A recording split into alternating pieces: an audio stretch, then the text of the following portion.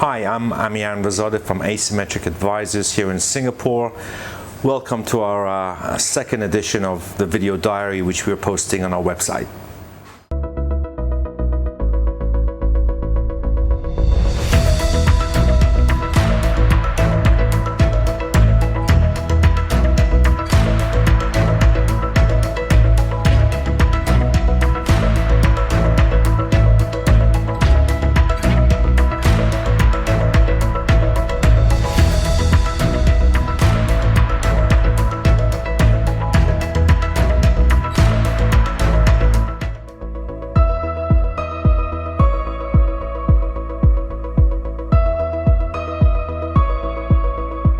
One of the biggest events that has taken place in our market in Japan has been Prime Minister Abe's resignation last Friday, which took the market by somewhat of a surprise, although there was a build-up to this due to his reported ill health.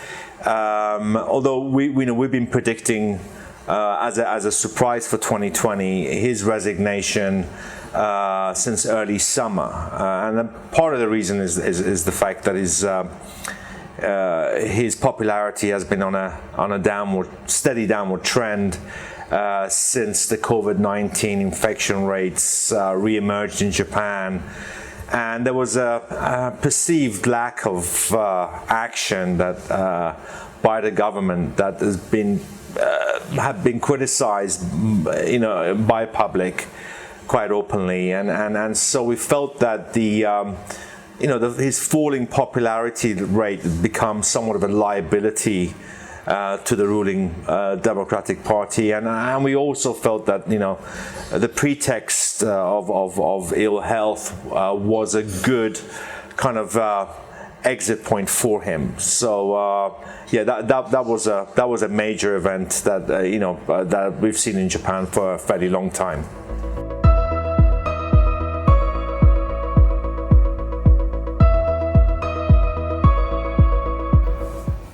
Yeah, as we were pointing out in our latest weekly, we don't really think Mr. Abe's resignation will have a dramatic impact on Japan's policy making. We think that the next leader of the Liberal Democratic Party will most likely be a close ally of Mr. Abe, most likely Suga-san, which is what we've been hearing more recently, and very unlikely that we might see a rival or someone like Mr. Ishiba coming to lead the country.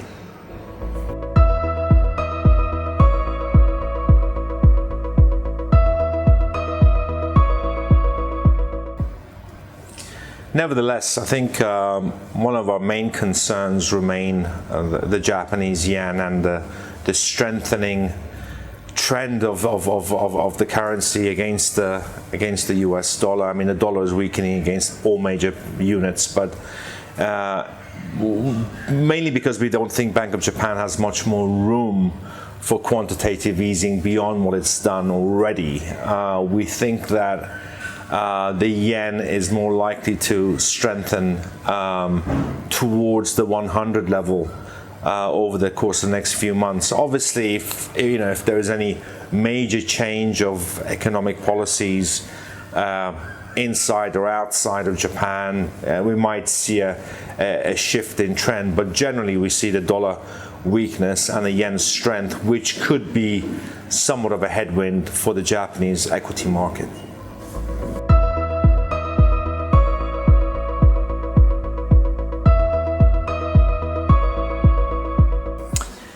Yeah, we were very positively surprised by Warren Buffett's recent investments in the trading companies and some of the top trading companies in Japan, which was announced last Monday. And it was a surprise because we haven't seen Mr. Buffett investing in Japan for a fairly long time. And it could also signify a growing interest among global investors in some of the undervalued cyclical names in Japan that generate decent cash flow, and there's plenty of them in Japan with very strong balance sheets. So it's definitely a positive sign that we're seeing someone with Warren Buffett's clout looking at Japan again.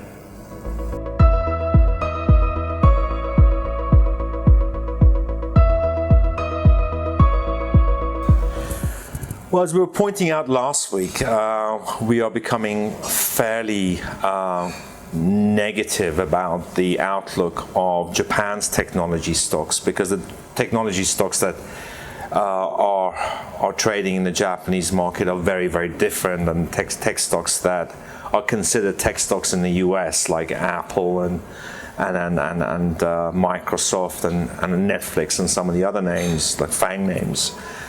In Japan, they're mainly component names, and they're fairly geared to either the semiconductor cycle or the smartphone-related cycles. And we see a fairly a negative short-term outlook facing semiconductor related segments, whether it's semiconductor production equipment, or whether it's related to memory chips, material suppliers like wafer suppliers that supply the semiconductor market. So generally, we feel somewhat cautious about those segments, which have really led the way in the past few months since the market bottomed in March. However, we are becoming more and more positive about the bombed out cyclical names, which we were touched upon with Warren Buffett's investments, but not just trading companies, but generally many other sectors where we feel chemicals and steel related and travel related companies were beginning to show some very promising valuations, which, if you account for a potential vaccine that we might see, a COVID-19 vaccine over the next 2 or 3 months, even the positive news of some of these vaccines in development phase 3, then we really think that we will hopefully see a fairly sharp bounce in those types of sectors, more cyclical, more bombed out names than just technology.